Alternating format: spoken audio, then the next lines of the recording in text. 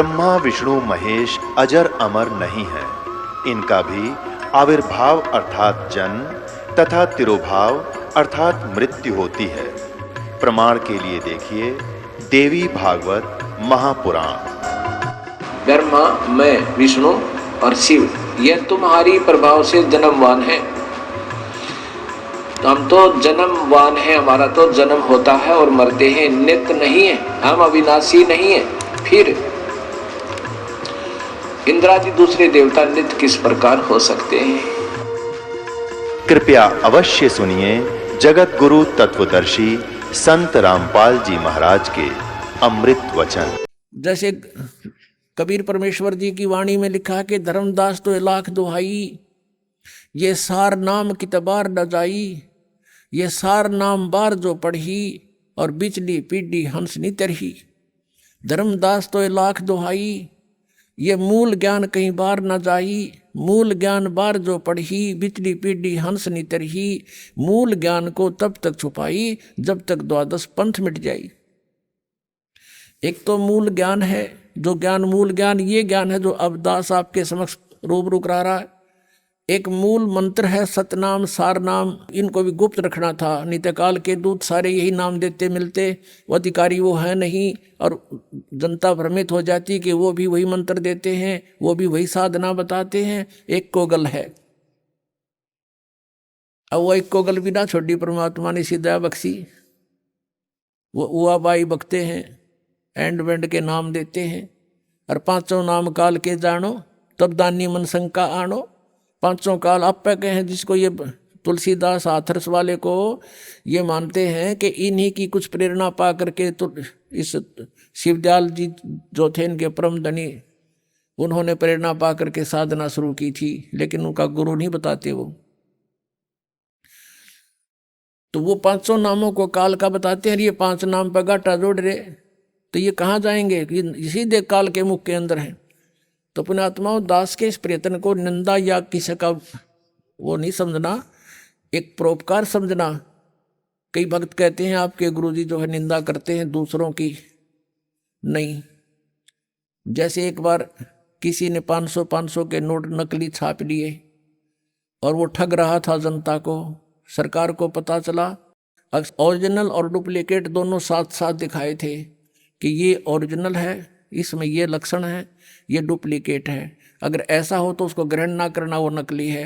तो कोई ये कहे कि निंदा कर रहे हैं क्यों किसी के नोट को बेकार बता रहे हैं, तो वो निंदा नहीं थी, महापरोपकार का कार्य था सरकार का। लाखों लोग बच गए ठगने से, तो दास का वही प्रयत्न समझ लेना, ये किसी की निंदा नहीं है, ये महापरोपकार का कार्य कर रहा है। अंत में देखना इसका कितना अच्छा रिजल्ट आएगा।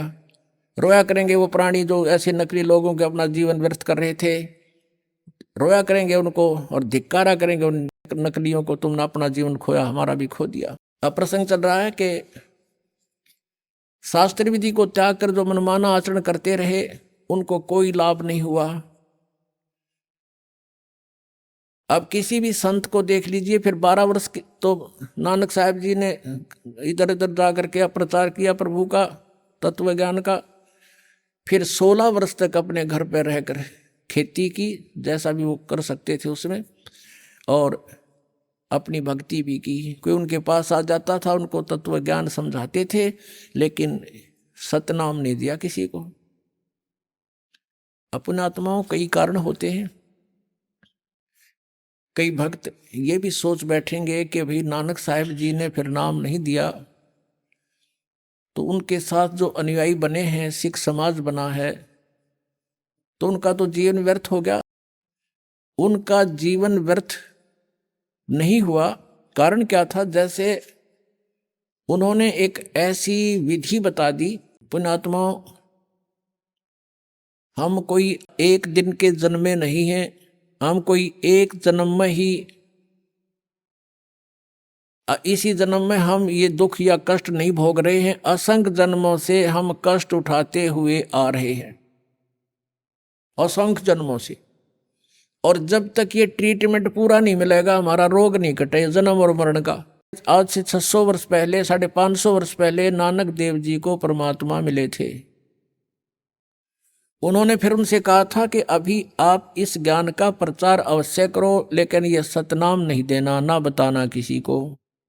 तो अब शंका उत्पन्न होती है कि उनके अनुयायियों का फिर जीवन नष्ट हो गया। जैसे उनकी जन्म साखी में, समुद्र की साखी में प्रमाण है, बाला और मर्दाना ये दो भक्त बहुत अच्छे सेवक थे, श्रद्धालु समर्पित थे नानक जी पर। तो आदरणीय नानक साहिब जी के साथ ही रहते थे।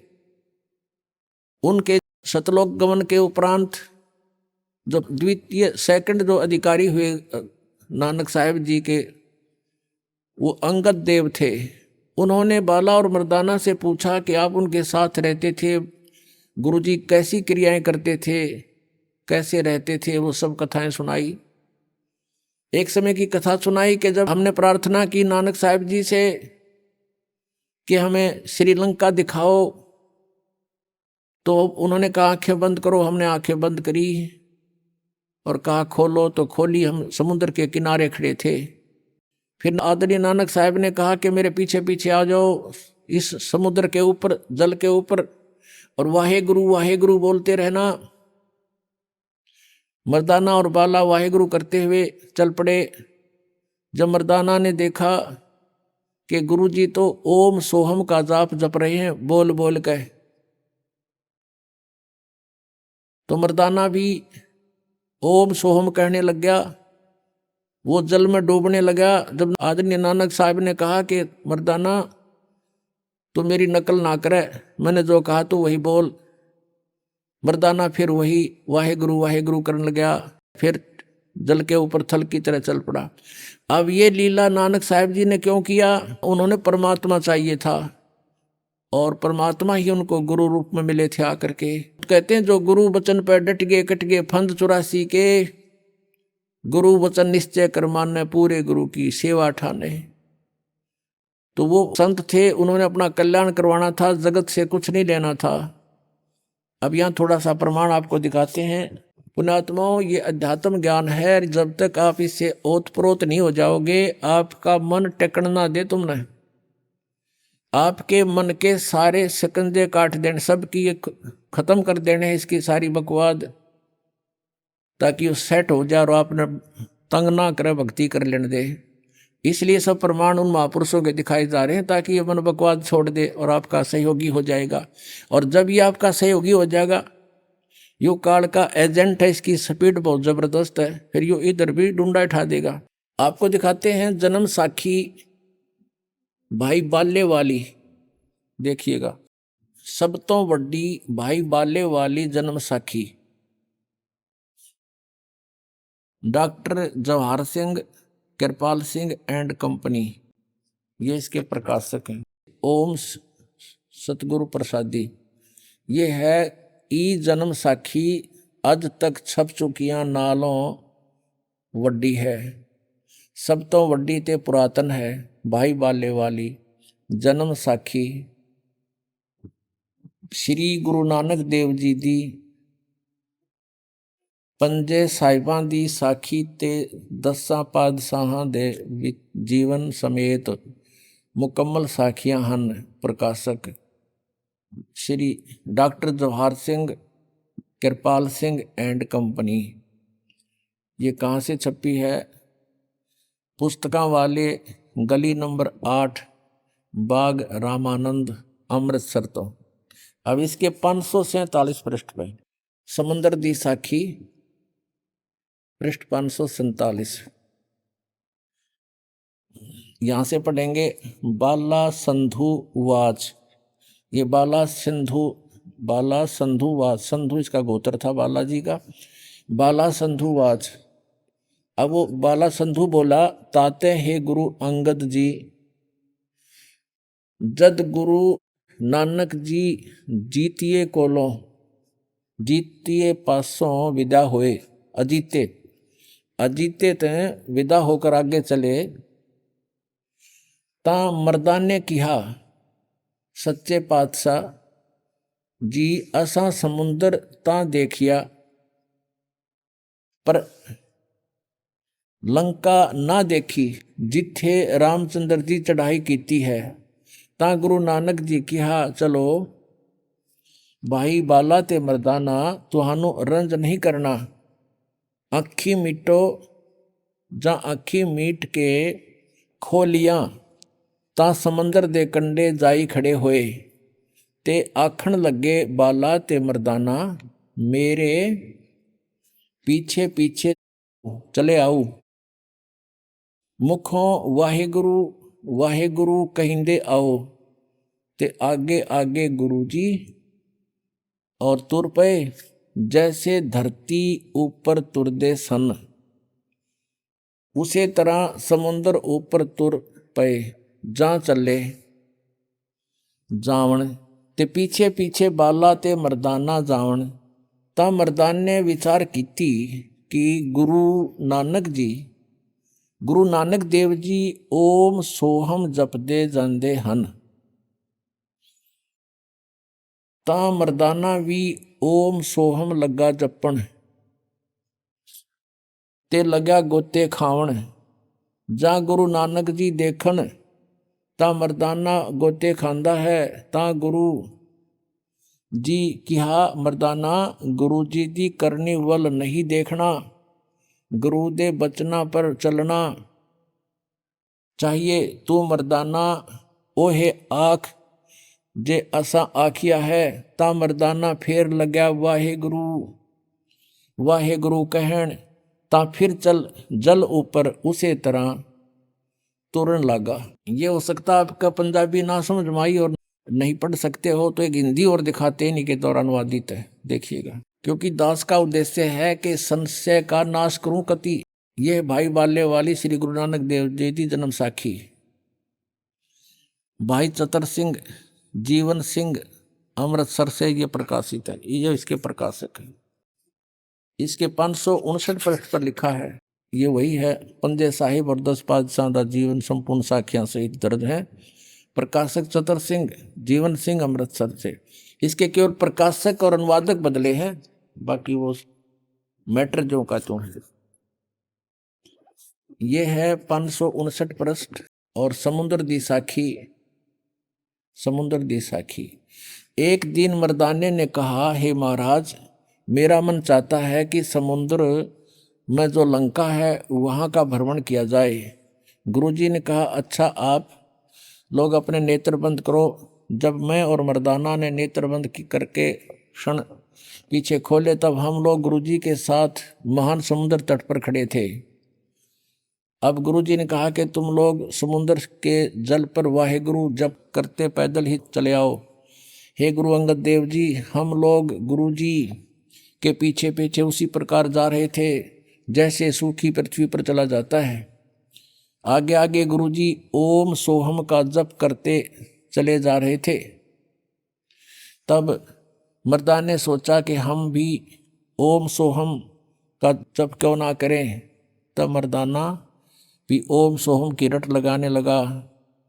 बस वह लगा गोते खाने। गुरुजी ने पीछे देखा तो हंस कर कहने लगे, मर्दाना से इसका धर्म है कि वह गुरु के बताए मार्ग पर चले, इसलिए तू वाहे गुरु ही जप, तेरा उसी में कल्याण है। जब मर्दान ने वाहे गुरु नाम की रट लगाई फिर वह पूरा प्रकार पानी पर चलने लगा। पुण्यात्मा, ये आध्यात्मिक मार्ग है, अभी तक छुपा के रखना था, परमात्मा का आदेश था। इसी में हमारा हित था जो महापुरुषों ने परमात्मा की आज्ञा का पालन किया। अब पूरे सिख समाज में ये मंत्र नहीं है और इस कारण से क्योंकि गुरुजी ने मना कर दिया तो ये सपने में भी नहीं, इसका जिक्र भी नहीं किया किता है। और गुरु ग्रंथ साहिब के अंदर जब संग्रह करने लगे अंगद देव जी, वैसे इनका संग्रह तो गुरु अर्जुन देव जी ने किया था, फिर भी वाणी सभी महापुरुषों ने जैसे जैसे लिखी थी उस समय इस उद्देश्य से कि गुरु जी का आदेश है, ये मंत्र किसी के हाथ नहीं लगा, इसका जाप नहीं करना, किसी को पता भी ना लगे, इसलिए गुरु ग्रंथ साहिब की जो संग्रह किया वाणियों का, उस समय वो वचन ही छोड़ दिए जिसमें क्लियर मंत्र था, वो सब वाणी छोड़ दी। और इसलिए कि कहीं किसी के हाथ लग जाए और वो जाप ना कर ले, गुरु जी की आज्ञा की अवहेलना हो जाएगी। तो एक प्राण संगली बना रखी है सिख समाज ने ही। उस प्राण संगली के अंदर ये मंत्र लिखे हुए हैं, गुरु जी के वो शब्द लिखे हुए हैं जिसमें ये मंत्र स्पष्ट लिखा हुआ है कि ये जाप जप। और उसमें ये लिखा प्राण संगली के अंदर, गुरु ग्रंथ के समय संग्रह करते समय ये वाणियां बच गई थी, इनको अलग से संग्रह कर करके, और महले पहले की वाणी है, ये प्राण संगली नाम से पुस्तक प्रकाशित की गई है। अब इसका कारण क्या था? अब आपके शंकाएं उत्पन्न होंगी कि सिख गुरु नानक देव जी ने ऐसा क्यों किया, समाज को तो इसे वंचित रख दिया, यही मूल मंत्र है, इसी से कल्याण संभव है। अपने आत्माओं, जैसे हम डॉक्टर के पास जाते हैं, डॉक्टर हमें देखता है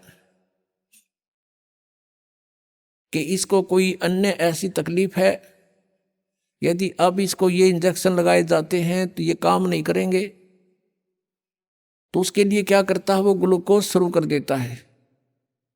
उसमें कुछ ऐसी औषधियां शक्ति की जिससे शरीर खराब ना हो, ऐसी औषधि डाल करके, ऐसे इंजेक्शन ला करके उसको चालू कर देता है। और वो फिर उसके कारण से वो शरीर नष्ट नहीं होता। तो हमारी जो भक्ति का प्रारूप बिगड़ गया और इसमें ठग ज्यादा प्रवेश हो गए। परमात्मा ने अपना वचन के आधार से इस समय तक इस भक्ति को लाना था, आप जी को भी भक्ति की आस्था में रखना था। इसलिए कोई किसी भी देव की पूजा करता था और उसके पुराने संस्कार, पिछले जन संस्कार अच्छे थे, तो परमात्मा आपको आपत्ति आने पर मदद करता था। ये करता था वो कबीर परमेश्वर ही। और हम ये सोचते थे कि मैं श्री कृष्ण जी की पूजा करता हूँ, मेरे भगवान श्री कृष्ण ने आज मुझे ऐसा लाभ दे दिया। परमात्मा ने इस चीज़ की कोई चिंता नहीं। वो ये चाहते थे कि आस्था बनी रहे इनकी भगवान में। वो चाहे पत्थर की मूर्ति पूज कर भी अपनी आस्था बना रहे, इससे मुझे लाभ हो गया तो कोई प्रॉब्लम नहीं, करते रहेंगे। इस समय तक इस भक्ति को और आपको दोनों को आस्था बनाए हुए यूं का यूं रखना था। अब जैसे गुरु नानक देव जी ने भंडारे शुरू किए,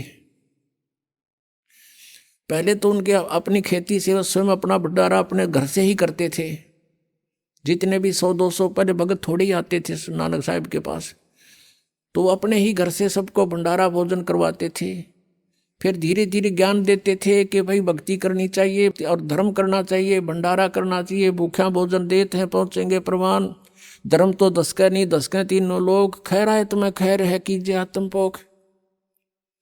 फिर धीरे धीरे अनुयायियों को समझ में आने लगा कि हे प्रभु कुछ हमारा भी पुण्यदान हो, हम तो आपका ही खा रहे हैं सारा, हमारा कल्याण कैसे होगा। तब उन्होंने परमात्मा, अब नानक साहब जी चाहते थे कि यदि आज मैं कह दूंगा तुम घर का आटा लाइयो घी लाइयो, एक नहीं आओगा।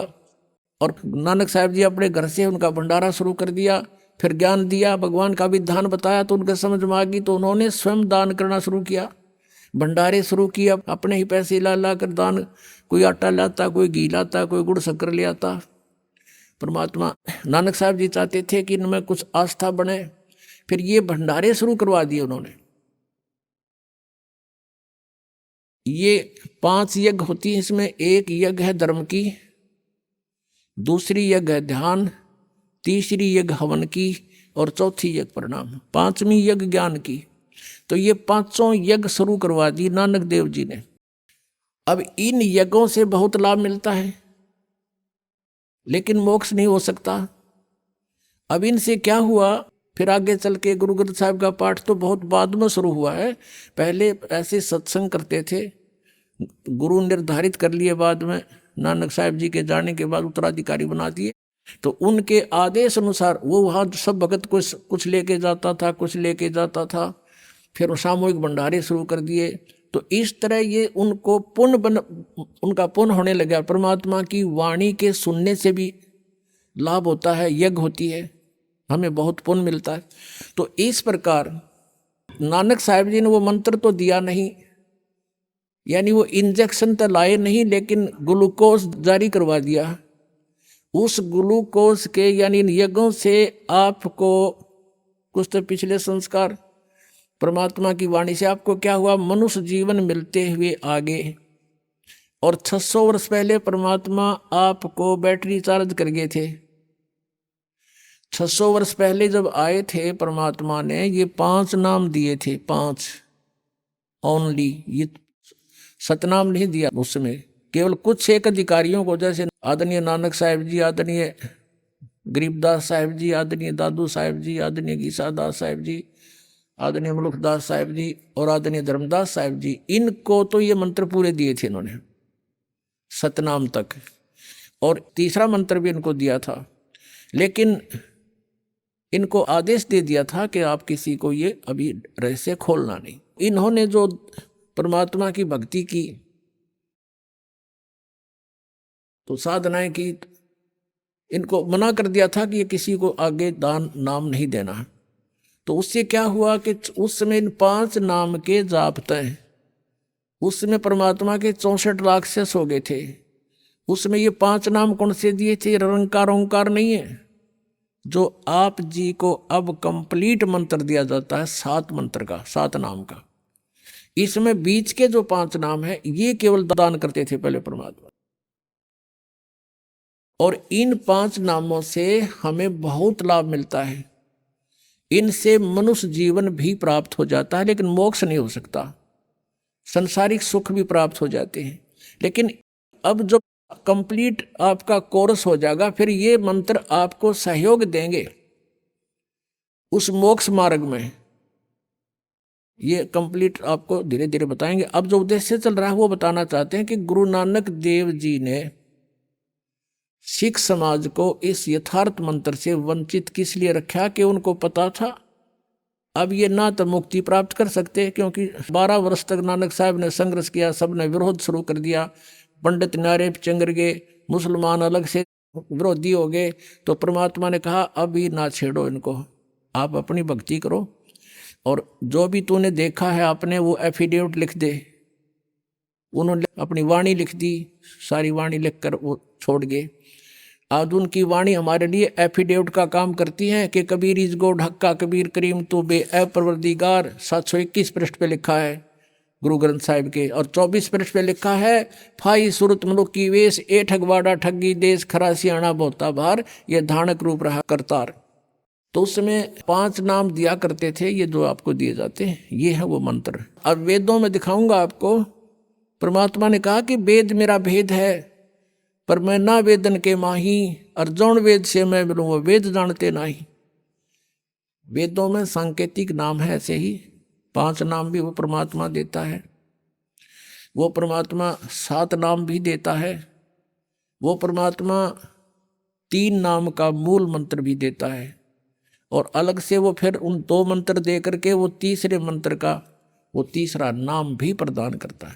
यानी ये वेदों में भी लिखा है, लेकिन वेद परमात्मा की ही महिमा के हैं, लेकिन वो मंत्र कौन से हैं, वो 5वें वेद में थे, वो काल ने नष्ट कर दिए। उसको देने के लिए प्रभु स्वयं आते हैं अब। तो उस समय से सिख समाज के अंदर एक गुरु नियुक्त किया जाता था, और उसके बाद उसके आज्ञा अनुसार भंडारे करते थे बस, और कुछ नहीं। वाणी का पाठ करते थे, वाणी बोलते थे, पर उसमें सत्संग के अंदर, और महापुरुष का अनुवाद करके सुनाते थे, और भंडारे होते थे भक्तों को। तो इस प्रकार फिर आगे चल के 5 नाम भी बंद हो गए थे। 5 नाम तो केवल कबीर परमेश्वर जी के जब 64 लाख शेष हुए थे, उन 64 लाख शेषों को दिया था 5 नाम, और उससे फिर आप जी अभी तक मनुष्य जीवन प्राप्त करते हुए आ रहे हो। कुछ पिछले संस्कार जन्म जन्मांतरों के पुण्यात्मा हैं, उनका भी मनुष्य जीवन और साथ में भक्ति की आस्था आज तक आपकी बनी हुई है। तो जिस कारण से मालिक को पता था कि कलयुग के मध्य में, अब कलयुग का मध्य समझो ये, यानी अब से प्राइम टाइम है ये भक्ति का, और इसी में काल ने निरे एजेंट छोड़ रखे हैं। जहाँ डला उठा के देखे उड़े संत पावे, और सैकड़ों हजारों की संख्या में उसके शेष पावे, और कह का किसी को पता नहीं, सब मूर्ख बना रहे बोली आत्माओं को। तो इस समय तक आप जी को लाना था, भक्ति में आस्था बनाए रखनी थी। और सिख समाज को ये मंत्र इसलिए नहीं दिया कि जैसे ये राधा स्वामी पंथ सबसे पहले कबीर जी की वाणी को आधार मानता है, जो अपने प्रमाण वो दे रहे हैं अपने समर्थन में, और दूसरे नंबर पर गुरु ग्रंथ साहिब को मानता है। और यदि ये मंत्र उनमें होता तो ये मंत्र ये देना शुरू कर देते। अधिकारी ये है नहीं, क्योंकि तो काल के दूत है, इनका गुरु शटार्ट से ही गुरु नहीं है। इनके जो गुरुजी थे शिवदयाल जी, जिनसे ये कहते हैं राधा स्वामी पंथ चला, उसका कोई गुरु नहीं। और यहाँ भगवान ने आकर के खुद भी गुरु बनाए मर्यादा बनाए रखने के लिए। गुरु नानक देव जी के भी गुरु थे, परमात्मा स्वयं आकर प्रकट हुए उनको, और उन्होंने उस नाम दिया, उनको शिष्य बनाया। और फिर गुरु नानक जी ने भी कहा कि मुझे सतगुरु मिलिया, दीक्षा दी नहीं, मुझे सतगुरु मिले, मुझे दीक्षा दी नहीं। और सिख समाज कहता गुरु नानक जी का कोई गुरु नहीं था।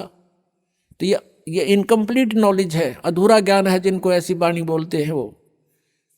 तो कहने का भाव ये है, नानक साहब जी ने परमात्मा की आज्ञा का पालन किया और उस समुद्र की घटना को इसलिए मुख से बोल कर बोला, नहीं तो सांस से सिमरन है इसका, किसी को पता भी नहीं लगे, जान के बोला कि अब इसको झटका लगेगा तो पूरा आने वाले अनुयायी इस मंत्र के निकट नहीं जाएंगे और इसका नामो निशान खत्म कर देंगे। और ऐसा ही हुआ। और समय आने पर फिर ये जो उस समय लीला की थी नानक साहिब ने, अब ये प्रमाणित हो गया कि नानक साहिब भी ये 2 अक्षर का मंत्र जाप करते थे, 2 अक्षर का। और नानक साहिब जी ने गुरु ग्रंथ साहिब में लिखा है कि 2 अक्षर का भेद बतावे, सोए गुरु पूरा कहावे। अब संकेत करके कि वो पूरा गुरु होगा जो 2 अक्षर के मंत्र को बता देगा। पुण्यात्माओं, सत्कर मान लेना, इस दास को सन 1988 में मंत्र प्राप्त हुआ था। उस समय यही मंत्र था जो आज गुरु नानक देव जी ने बताया, और वही दास को मिला। और फिर 1994 में दास को आदेश हुआ हमारे पूज्य गुरुदेव जी से कि उपदेश शुरू कर दे, नाम दिया कर तू। उस दिन से आज तक यही मंत्र दास देता रहा है। और हमने नहीं देखा था गुरु ग्रंथ साहिब को, गुरु ग्रंथ साहिब को तो हमने बहुत बाद में देखा है, उसमें भी ये मंत्र नहीं है कंप्लीट, जगह जगह पर है, अलग अलग लिखा है, लेकिन ऐसे नहीं निर्णायक। प्राण संगलीक में लिखा मिला, वो भी बाद में देखी थी हमने, और वेदों के अंदर भी बाद में ही देखा है परमात्मा की महिमा को। तो कहने का भाव ये है कि ये मंत्र जो हमें प्राप्त हुआ था और जो परमात्मा ने स्वयं आकर प्रदान किया उन महापुरुषों को, वही जाप हम कर रहे थे, तो उससे ही मोक्ष होगा। और उसको इसलिए छुपाना कंपलसरी था, नहीं तो नकली भी ये नाम देते पाते। और ये काल के दूत हैं, क्योंकि इनको आदेश नाम देने का नहीं है। तो फिर आज हम डिफरेंस कैसे करते, भिन्नता कैसे बताते असली और नकली की। अब ये मंत्र है सतनाम, ये 2 अक्षर का, इसको सतनाम कहते हैं, ये 2 अक्षर का मंत्र है। और तीसरा मंत्र अलग है जो सार नाम है, ओम और तत् समझो ये है। और सत फिर भी भिन्न है, कहते हैं सोहम शब्द हम जग में लाए, कबीर परमेश्वर कहते हैं। और सार शब्द हमने गुप्त छपाए।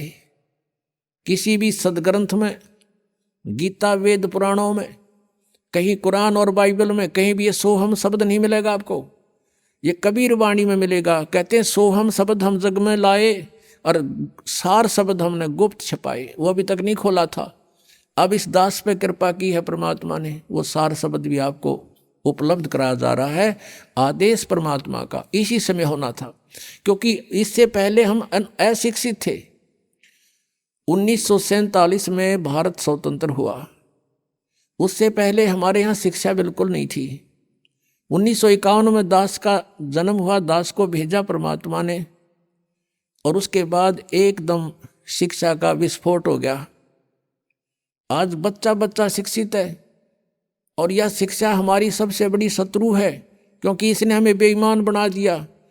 संसारिक सुविधाओं के उपलब्ध करने के लिए भाई बहन का भी आदर करना भूल गए, माता पिता का भी सत्कार रहा नहीं।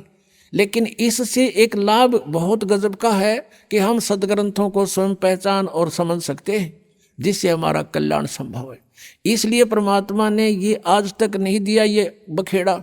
सतयुग से लेकर और द्वापर तक आप देख लो, जनता को इस आग में नहीं जलने दिया। शिक्षा वाली में एक वर्ग था विशेष, वो केवल सदग्रंथों को पढ़ने के लिए शिक्षित होते थे, और नहीं तो इसमें चातुरता ज्यादा आती है, बेईमाना गणा छाता है।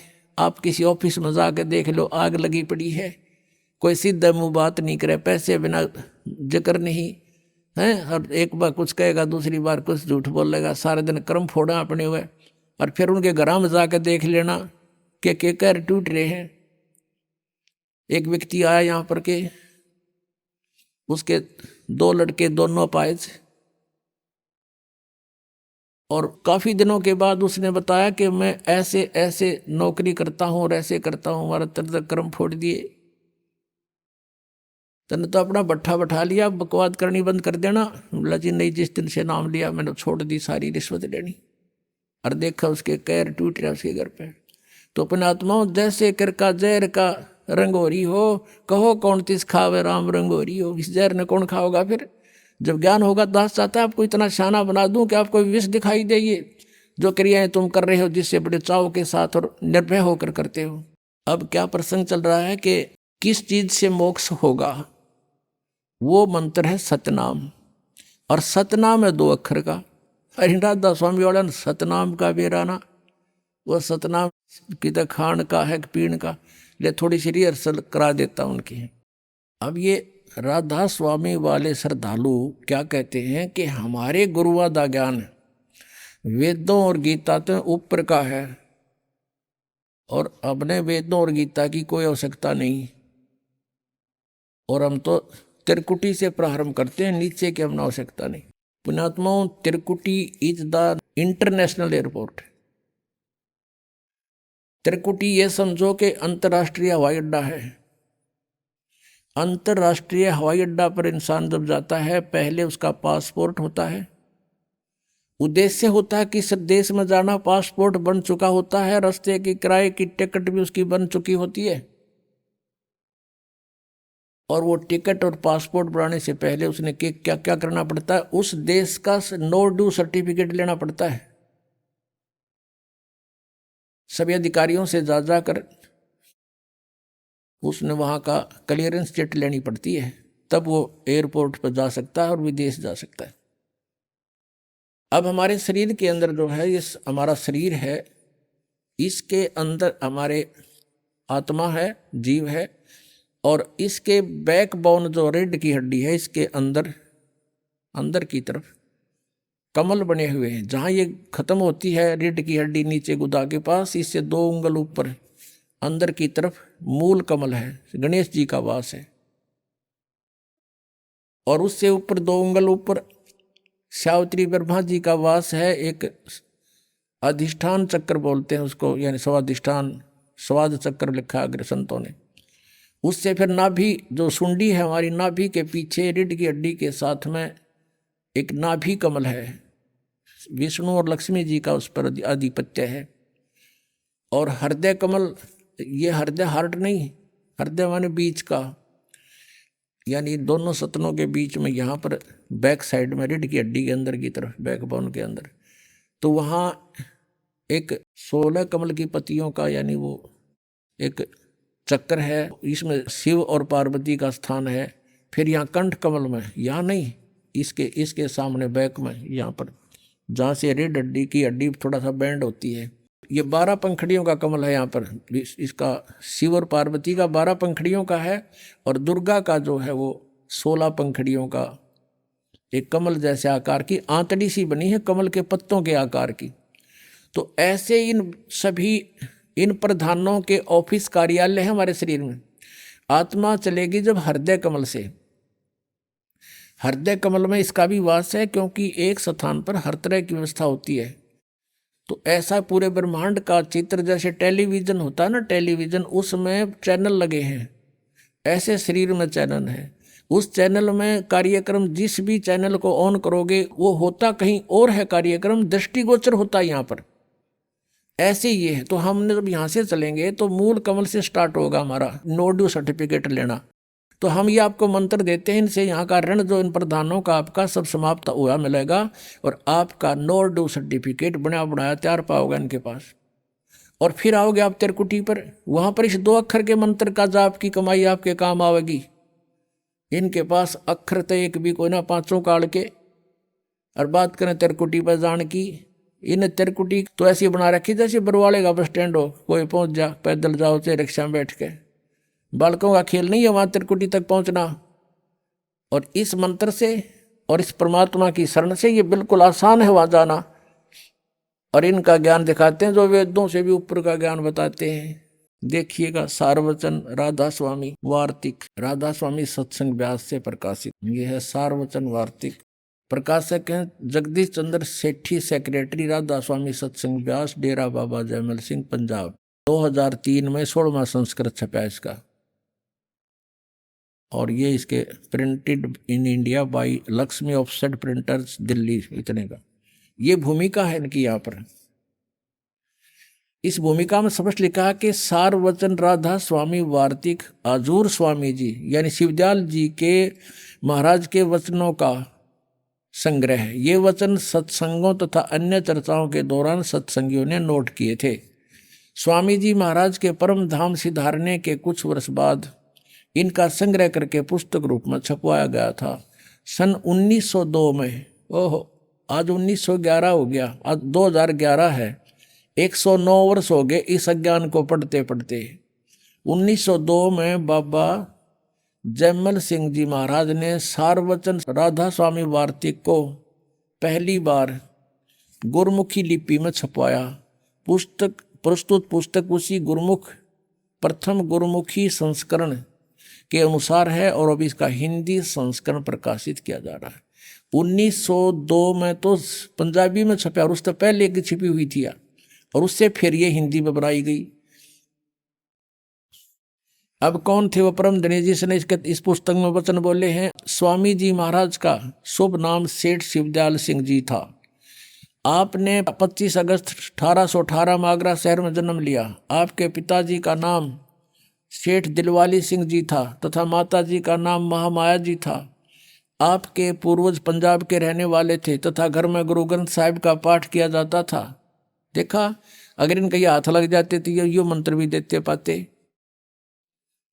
आपके माता पिता हाथरस के प्रसिद्ध संत तुलसी साहिब के भगत थे। स्वामी जी महाराज ने भी तुलसी साहिब जी की काफी संगति की थी। जो ये लेखक है इस पुस्तक का, शिवदयाल जी राधा स्वामी पंथ का प्रवर्तक है, उसने भी तुलसीदास हाथरस वाले के वचन सुन रखे थे। बचपन से स्वामी जी महाराज का रुझान अध्यात्म की ओर था। आपने एक कमरे में बैठकर 17 वर्ष सुरत शब्द योग का अभ्यास किया। ये प्रमाण तले गुरु नानक साहिब की वाणी के।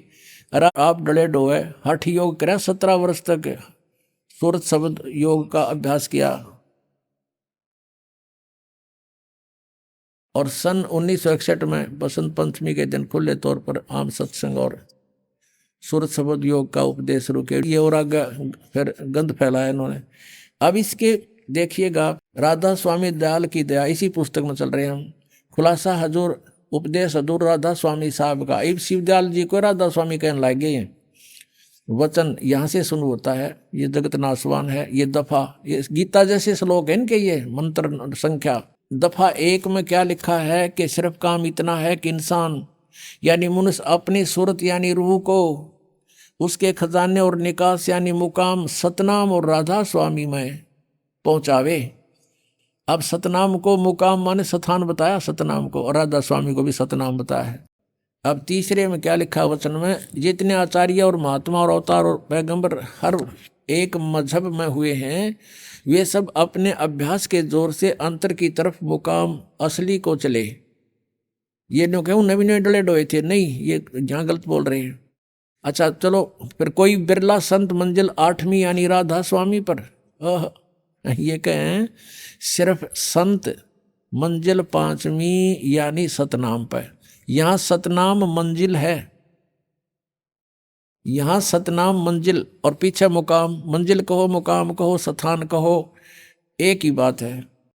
अच्छा अब यहाँ आ जाते हम अब वचन नंबर 4 इनका देखो 15 पृष्ठ पे। ये है सारवचन वार्तिक भाग 1 पढ़ रहे हम। इसके 4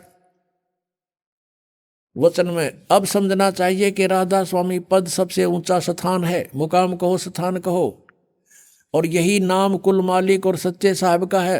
राधा स्वामी भी कहते हैं सच्चे साहब का है, सतपुरुष का, और सच्चे खुदा का है। और इस मुकाम से यानी राधा स्वामी स्थान से 2 मुकाम, राधा स्वामी स्थान से 2 स्थान नीचे सतनाम का मुकाम है। अब सतनाम को ये स्थान बताते आ रहे हैं। ये देखो पीछे यहां तीसरे वचन में क्या कहा है कि सिर्फ संत मंजिल 5वीं यानी सतनाम में पहुंचे, सतनाम स्थान हुआ। और एक वचन में देखो काम इतना है इंसान यानी अपनी सूरत को यानी रूह को, उसके खजाने, और निकास यानी मुकाम सतनाम, मुकाम माने सतान, स्थान सतनाम। अब फिर आते हम 4 नंबर पे 15 नंबर पृष्ठ पे 4 वचन पे कहते हैं अब समझना चाहिए कि राधा स्वामी पद सबसे ऊंचा स्थान है, और यही नाम कुल मालिक और सच्चे साहिब और सच्चे खुदा का है। और इस मुकाम से यानी राधा स्वामी स्थान से 2 स्थान नीचे सतनाम का मुकाम है। सतनाम का स्थान है, स्थान का स्थान है। सतनाम को इन्होंने क्या बोला पहले? मंजिल, मुकाम। ये मुकाम का मुकाम। इन बालकों जैसी थ्योरी अरे परम धनी कवा में सतनाम का यानी यूँ सोच लो स्थान का स्थान है, स्थान 2 स्थान नीचे स्थान का स्थान है, मुकाम सतनाम का मुकाम। अब इस सतनाम को आगे डिफाइन किया इन्होंने बहुत अच्छी तरह विस्तृत। देखियो जिसको इस सतनाम को संतों ने सतलोक सतनाम को, सचखंड सतनाम को, सार शब्द सतनाम को, सतशब्द सतनाम को, और सतनाम सतनाम को, और सतपुरुष सतनाम को बयान किया है। वारे वेद से भी ऊपर ज्ञान वाले हो, तोड़ पाड़ दिया इन्हें तो। अब इनका ज्ञान तो ऐसा है जैसे किसी ने सपने में भी कार ना देखी हो, सुन रखी हो, किसी तरह जंगल में रहता हो, शहर से भी 100 किलोमीटर दूर, और वो औरों को भ्रमित करता है कि मैं कार में घूमता हूँ, शहर में जाता हूँ, सड़क पर चलती है कार। अब उसे कोई, और किससे चलती है? पेट्रोल से चलती है। कौन चलाता है? ड्राइवर। तो उससे कोई पूछे भी कार कैसी है, किसे कहते हैं, ड्राइवर किसे कहते हैं, शहर कैसा है, सड़क कैसी है, पेट्रोल कैसा है, तो वो डिफाइन करे कि सड़क भी कार को कहते हैं, पेट्रोल भी कार को कहते हैं, शहर भी कार को कहते हैं, और ड्राइवर भी कार को कहते हैं। तो उस बुद्धू ने या कोई डिफाइन किया। अब ये सतनाम को डिफाइन करने चले हैं इनके परम धनी शिवदयाल जी से राधा स्वामी पंथ प्रारंभ हुआ है। कहते हैं सतनाम को सतलोक भी कहते हैं, सतपुरुष भी कहते हैं, सतनाम भी कहते हैं, सार नाम भी, सतनाम भी, सार शब्द भी, और सतपुरुष भी सतनाम ही है, और सतनाम स्थान है। और दिखाऊं सतनाम के इनके वेरिफिकेशन। अरे वाह। अब आगरा से श्री जयमल सिंह जी ने सीधा नाम लिया था शिवदयाल जी से, और जयमल सिंह जी ने ब्यास में डेरा स्थापित कर दिया। उसके तुरंत उत्तराधिकारी बने सावण सिंह जी, और सावण सिंह जी से ही एक बिलोचिस्तानी सामस्ताना। पुणात्माओं, इनकी जन्मपत्री जब तक आप नहीं समझोगे तब तक आपका समझ में नहीं आओ तुम कहाँ खड़े हो, किसकी ओट लिए बैठे हो। तो इनकी जीवनी जन्मपत्री बतानी आवश्यक होगी है। सावण सिंह जी से उपदेश लिया किसने? बिलोचिस्तानी सामस्ताना खेमामल सिंह जी ने, और उसने सच्चा सौदा सिरसा में स्थापना कर दी। ये समझ लेना शिवदयाल जी के विचार उनके पास है, नथिंग एल्स। समझदार को संकेत बहुत होता है, और इतनी दुनिया को जोड़ के बैठ के वो कहाँ ले जाएंगे? उनको कर्म बिगाड़ रहे हैं वो अपना भी, और उनको भी बर्बाद कर दिया। इनका ज्ञान ऐसा है, ये ध्यान कहाँ लगाएंगे, कहाँ जाएंगे। अब सावण सिंह जी के विचार सुनाता हूँ सतनाम के विषय में, देखिएगा। ये है संत मत प्रकाश, और भाग 3। इन दुनिया भर की पुस्तक गढ़ दी, सारी निरी बकवाद भर रखी है। इसके 102 पृष्ठ पर संत मत प्रकाश भाग 3 हजूर बाबा सावंत जी के सत्संगों का संग्रह राधा स्वामी व्यास से प्रकाशित है। प्रकाशक हैं जगदीश चंद्र सेठी, सेक्रेटरी राधा स्वामी सत्संग व्यास, डेरा बाबा जयमल सिंह। 2007 में लेटेस्ट संस्करण है ये, और printed in India by Gopsons papers limited. इसके 102 पृष्ठ पे इन्होंने सतनाम को डिफाइन किया, देखना 102 पृष्ठ पे। ये संत मत भाग प्रकाश के 3 भाग 3 है। अब कहते हैं सचखंड या सतनाम चौथा लोक है। सचखंड कहो तो सतनाम चौथा लोक है, ठीक है। और ये सभी के अंदर है, ये सतनाम चौथा लोक आपके अंदर है।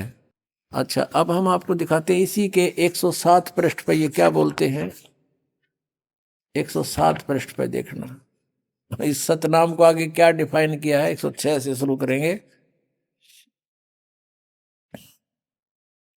वही सत्संगी हजूर जहां राम नाम का जस महिमा होता हो। महाराज जी ने कहा कि सावण सिंह जी कह रहे कौन से राम का। सत्संगी ने कहा क्या राम बहुत सारे हैं।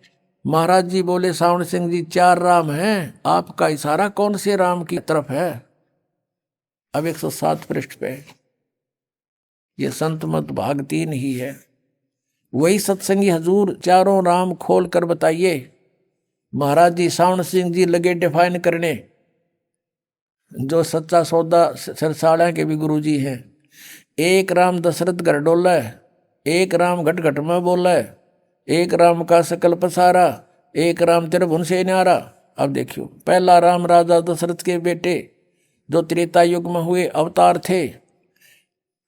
थे, आए और अपनी ड्यूटी अदा करके चले गए, लेकिन अब हम उन्हें नहीं मिल सकते, हमारा काम नहीं कर सकते। दूसरा राम अन्न है जो घट घट में व्यापक है। तीसरा राम ब्रह्म है जो सारी त्रिलोकी को पैदा करता है, पालता और नाश करता है। चौथा राम सतनाम है और यो असली राम है। वाह रे, ये भी मेरे ख्याल में कि भांग भूंग पीवे थे। अब चौथा राम सतनाम है और यो असली राम है। इन कईमती सतनाम में ना समझ वालिया सांग के है और ये पार होंगे। परमात्मा क्या बताते हैं, मोती मुक्ता दर्शत नाही, ये जग है सब अंदरे, दिखत के तो नैण चश्म इनका फेरा मोतिया बंदरे। इनका मोतिया बंद हो रहा था, इन कह का नहीं पता था। अब देखो गुरु ग्रंथ साहिब के कितने अच्छे रेफरेंस ले रखे इन्होंने, सावण सिंह जी ने। संत मत प्रकाश भाग 4 में गुरु ग्रंथ साहिब में लिखा कि 2 अक्षर का भेद बतावे, सोए गुरु पूरा कहावे। वो 2 अक्षर कौन से थे जो गुरु नानक देव जी के आपने पढ़ लिए, बार बार नहीं बताऊंगा। अब देखिएगा संत मत प्रकाश भाग 4, ये श्री सावन सिंह जी के सत्संगों का वचनों का संग्रह है। और ये इनके गीता के से वर्ड हैं। गीता जैसे कति आज तक 150 वर्ष से चल रहे हैं, इनके सैकड़ों वर्षों से। और ये देखो इनका कौन है, प्रकाशक है संत मत भाग 4 सावन महाराज सावन सिंह जी, प्रकाशक सेवा सिंह, सेक्रेटरी राधा स्वामी सत्संग व्यास, डेरा बाबा जयमल सिंह, जिला अमृतसर। और ये पहली बार 2002 तक 10वीं बार छप चुके हैं। 2010 तक 15,000 यानी 60-70 हज़ार तो ये यहाँ तक छप चुकी है। मुद्रक है Sartaj printing press, Tanda road, Joshi state, Jalandhar से। अब हम आते हैं इसके पृष्ठ नंबर 261 पर। यहाँ सावण सिंह जी अक्षर रूप निखरती चाली छोड़ दिया अब देश बेगाना, ये है अमृतवाणी शिवदयाल की। और खोलन चला है सावण सिंह। देखना, यह संसार सर है और जो अक्षर है वह ब्रह्म है और नी अक्षर पार ब्रह्म है। जब यह संसार बना हम इस महल दुनिया में गुजारा करते आ रहे हैं, किंतु अब गुरु की कृपा से आत्मा इस महल को छोड़कर सतलोक को जा रही है। गुरु ग्रंथ साहिब में बड़े गहरे और गुप्त रहस्य हैं। गुरु ग्रंथ साहिब का रेफरेंस दे रहे हैं। ये एक स्थान पर आता है 52 अक्षर लोक तरह सब है कुछ इनके माही, ये अक्षर खिर जाएंगे वो अक्षर इनमें नाही। यानी इसका संकेत तो गुरु ग्रंथ साहिब में नानक जी की वाणी का है कि वो असली मंत्र इन वेदों में कोनी। और वो अभी तक उनमें नहीं लिखा गया, क्योंकि उस समय आदरणीय कबीर परमेश्वर जी की, पूज्य कबीर परमेश्वर जी की वाणी भी लिखी नहीं गई थी जब गुरु ग्रंथ साहब के नानक साहब ने वाणी बोली थी। 52 अक्षर संस्कृत भाषा के हैं, शायद ही कोई ऐसी भाषा हो।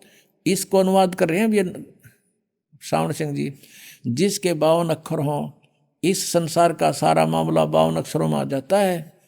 पिंड अंड का हाल तो 52 अक्षरों में आ गया। आगे 2 अक्षर और हैं, 2 अक्षर और हैं जो पार ब्रह्म हैं। वो 2 अक्षर यू खुद तो कह रहा है पार ब्रह्म है। इसके विषय में ग्रंथ साहिब में लिखा है कि सोई गुरु पूरा कहावे, 2 अक्षर का भेद बतावे, और एक छुड़ावे एक लखावे, तो प्राणी निज घर को पावे। फिर कहते हैं जे तू पढ़िया पंडित, बिना 2 अक्षर 2 नावा, 2 अक्षर 2 नाम है, 2 अक्षर के 2 नाम है वह। और पर्णवत नानक एक लंघाए जे कर सत समावा। ये गुरु ग्रंथ साहिब के इस पन्ने पर अंकित है। गुरु ग्रंथ साहिब में लिखा है कि सोई गुरु पूरा कहावे, 2 अक्षर का भेद बतावे। हरि ये क्या भेद बताओगा इसका देखना। यदि तुम गुणी हो ज्ञानी, इसका अनुवाद करेंगे। यदि तुम गुणी हो ज्ञानी हो तो वे अक्षर बताओ, वे अक्षर पार ब्रह्म है। आप प्रश्न करे, आप उत्तर दे रहे श्रावण सिंह जी, वो तो पार ब्रह्म है। 2 अक्षर, एक अक्षर ने दुनिया बनाई और एक अक्षर ने सतलोक बनाया। वाह रे वाह। और यही कबीर साहब कहते हैं, कह कबीर अक्षर 2 भाग, और होगा खसम तलेगा राख। अब ये गुरु ग्रंथ साहिब में कबीर साहब की वाणी लिखी है 329 पृष्ठ पे। कह रहे हैं कबीर साहब कहते हैं, कह कबीर 2 अक्षर भाग, भाग माने बोल के सुना, और ये नौके आगे पाओगे पार ब्रह्म है। वो अक्षर है पार ब्रह्म पाओगे। आगे 2 अक्षर और हैं जो पार ब्रह्म है, वो मरे पाछे मिलेंगे इन्हें। और रेफरेंस दे रहे हैं जिन महापुरुषों की वाणी को, वो तो कह रहे हैं 2 अक्षर बोल भाग, यानी 2 अक्षर का नाम देना चाहिए। और होगा खसम तलेगा राख, यानी इस नाम के देने का अधिकारी कोई संत होगा तो आगे रक्षा होगी।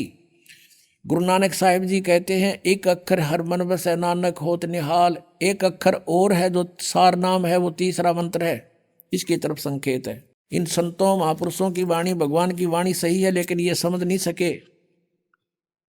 157 पर फिर गुरु साहिब कहते हैं, वेद कतेब सिमरत सब शासत, इन पढ़्या मुक्त ना होई। एक अक्षर जो गुरमुख जापै, तिसकी निर्मल होई। अब गुरु ग्रंथ साहिब के इस 747 पृष्ठ पर न्यू लिखा है कि उस अक्षर का जाप करना गुरुमुख ने, यानी गुरु धारण करके गुरुमुख होकर के फिर उसका जाप करना है। ये नो के पार ब्रह्म मिलेंगे। ये देखो, वह अक्षर आपके अंदर है और पार ब्रह्म जाकर मिलेगा। ये अनुवाद करे श्रावण सिंह।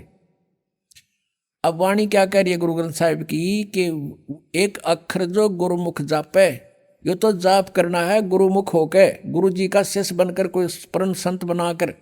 और ये कह रहा है ये वह अक्षर आपके अंदर है, मरे पाछे मिलेगा। और पार ब्रह्म जाकर मिलेगा वो जब भूत बन देंगे। अकल देखो इनकी वाणी क्या कह रही है, अनुवाद क्या कर रहे हैं। तो अभी तक हम इनको परम संत मान के हमने डाउट ना होया। अब इनकी कितने भी थ्योरी ठीक नहीं पाओगी, आपको देख लेना है। यह धर्म हमारा धर्म नहीं, यह जात हमारी जात नहीं, यह देश हमारा देश नहीं, हमारा देश सचखंड, हमारी जाति सतनाम। यो सतनाम में ना समझ हमारे इनके केक बताने लगे थे जिन्हें। अरे वाह, हमारा धर्म सतपुरुष है, धर्म इनका सतपुरुष है। यह पराया देश छोड़कर आत्मा अपने देश को जा रही है। और देखो, यह आत्मा इस पुराने महल को जिसमें लाखों जन्म रही छोड़कर और सतनाम में जा रही है। ये देखो कि एंडमेंट बोल रहे। अब इन्होंने कहीं की ईंट कहीं का रोड़ा, और यो राधा स्वामी पंथ जोड़ा। अब देखो, अंदर शब्द के दर्जे हैं, ओम शब्द, सोहम शब्द और सत शब्द। यो गीता जी के 3 सत्र में जाएगा 23वां श्लोक की तो सुन लिया इनने। इसमें यो और जोड़ दिया और सत शब्द, इसका किसी ने पता है कोई नहीं। परमात्मा कहते हैं सोहम शब्द हम जग में लाए, और यो तैबा हमने गुप्त छुपाए, गुप्त बता दो नहीं तीसरा कित। और ये इनका जाप भी ना करते। और ये 2 अक्षर हैं जो पूरा गुरु बतावे है। आइए अब हम उन श्रद्धालुओं के अनुभव जानते हैं जो जगत गुरु तत्वदर्शी संत रामपाल जी महाराज जी से दीक्षा प्राप्त कर चुके हैं तथा उनके द्वारा बताए गए भक्ति मार्ग पर चल रहे हैं। नमस्कार सर। नमस्कार सर। सर क्या नाम है आपका? प्रेमलाल साहू। प्रेमलाल जी आप कहाँ से हैं? बालोद जिला छत्तीसगढ़ से।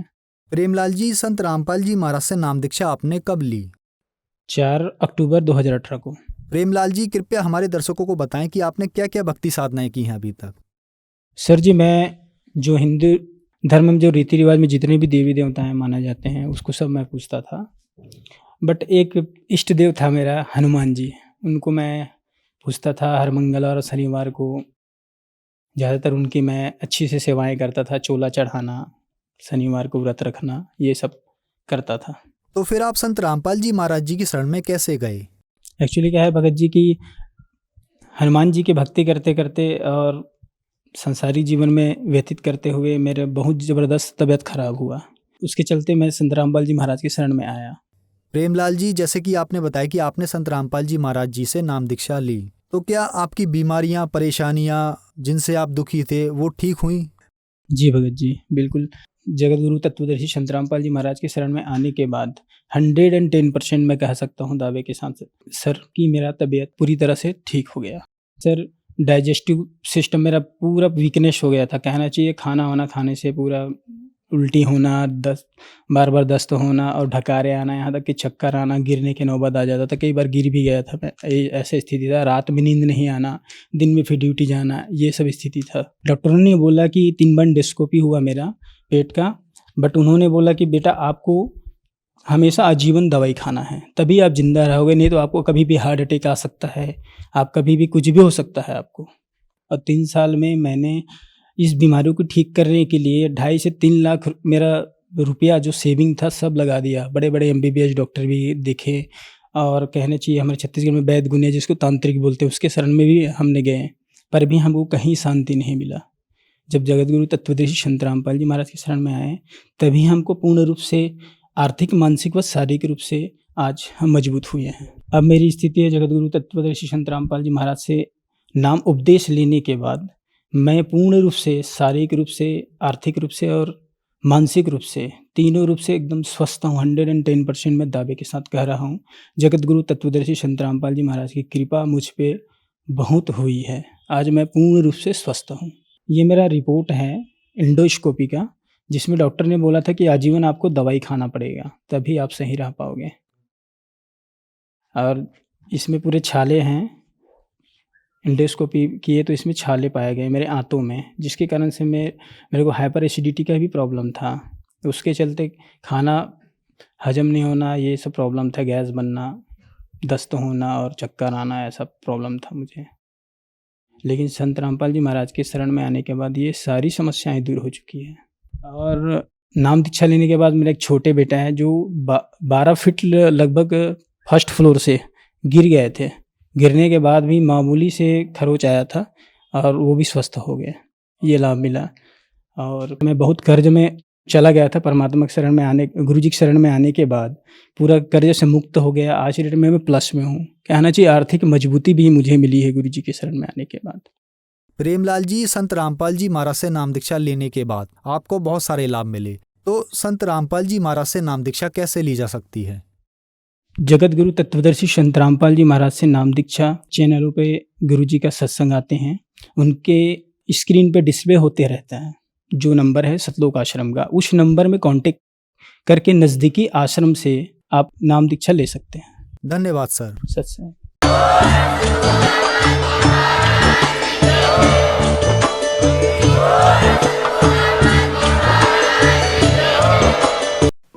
आप सुन रहे थे जगत गुरु तत्वदर्शी संत रामपाल जी महाराज के मंगल प्रवचन।